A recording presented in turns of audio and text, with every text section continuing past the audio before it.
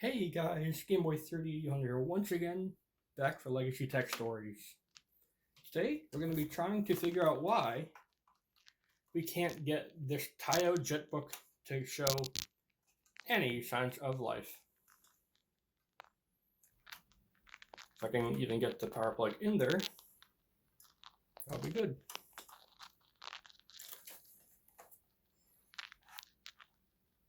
There we go. Yep, we plug it in, open the lid, poke the button, nothing happens. So, today we try to fix this problem. I believe I need to remove the battery. Problem is I have no idea how to do that. So we got some screwdrivers here. One with a magnetic and one with a skinny. So I can get them into every kind of nook and or cranny. Hey guys, GameBoy30 from the future here. We're watching this video sped up now because this did take a little while to get all the way opened up. But it was fairly simple. We did learn a few things along the way. First of all, underneath that heatsink is a 1.7 GHz Pentium 4 base Celeron. So I was right in calling it a Pentium 4 machine in my latest Pentium 4 video. But also, we looked all over the place. There's legitimately no battery in this system. And the only thing I can try to gather is that it would have used an external battery. Because if you look at the bottom, by those back rubber feet, there's some other like screw mounts, and I'm not sure if you'd have an external battery plugged into that power socket, or if it would somehow get power through that. I just do not know. But anyways, this machine was fairly easy to take apart because it used mostly all one screw. I love when machines do this. It makes them so easy to put back together.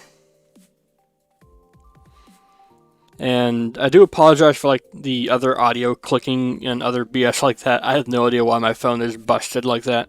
I'll try to fix it with an external microphone or something in the future.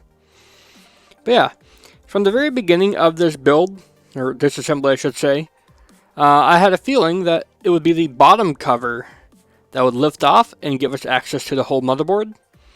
But this is not an easy system to figure out because initially, when I tried to take off the keyboard cover, it just wouldn't budge. So that gave me second thoughts. But after removing the screw underneath the warranty sticker for the CPU cooling setup, we were able to find some more hidden screws and get underway. Now, this is a very interesting machine because it is so big and chungus. It has no built-in battery. It has some okay features like, floppy drive, DVD drive, and a big boy CPU. But just wasn't able to power up for us. Everything I tried like 20 different power supplies, maybe. All with like different pinouts, different voltages, different amps. Maybe not 20, but you know what I mean. A lot of different power supplies. And I thought at least one of these should work. And then I started to think maybe it needs the exact right voltage and amperage. Because I believe if we take a look at the bottom sticker, it would have said it needs to have 19 volts and 4.1 amps. Well, that power supply I have there is 19.5 volts or something like 19 volts, but 6.1 amps. So, a couple amps higher. Normally that's no big deal. The computer can compensate by just not overloading itself or something like that. But it just didn't want to show a picture. It wouldn't even show a light. And this machine's original specs are interesting. 1.7 GHz Celeron, as I said before. 20 GB hard drive, so fairly sizable. You would expect this to have come with Windows XP. I don't see any stickers on it for that, though. And the hard drive, the DVD drive, they all come out pretty easily. Just remove some screws, and they slide right out. Now the hardest thing I was stuck on for disassembling here was just finding that one last screw holding on that main bottom panel. And I eventually found out it was underneath the screw keyboard, underneath the shielding. So just get the skinny screwdriver in there and I have a go at it. And it eventually does come apart as I originally thought it should, with the bottom lifting up and giving us a clear view of the bottom of the board. And now we see some more shielding, but it's not too hard to move. It's not rigid shielding, it's just like tinfoil kind of shielding. So we're going to go ahead, lift up the corner, take a look at that power delivery system, because there's no battery there, that's for sure. And the power delivery system looks beautiful. It looks brand new. This machine's barely seen a day of use in its life. Like, all the caps look brand new. There's no leaking, no bulging. Everything is spot on. Like, there's no issues with it. So I just couldn't figure it out.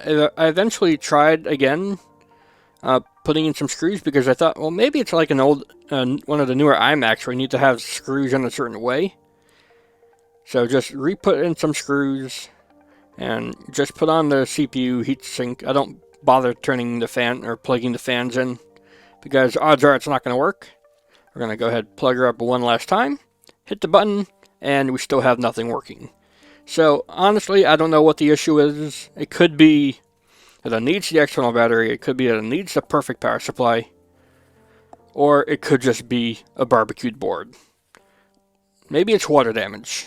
I don't see any corrosion, and obviously there's no like nickel cadmium battery in there that could corrode anyways, so it's a mystery. If you guys have any ideas, please do let me know.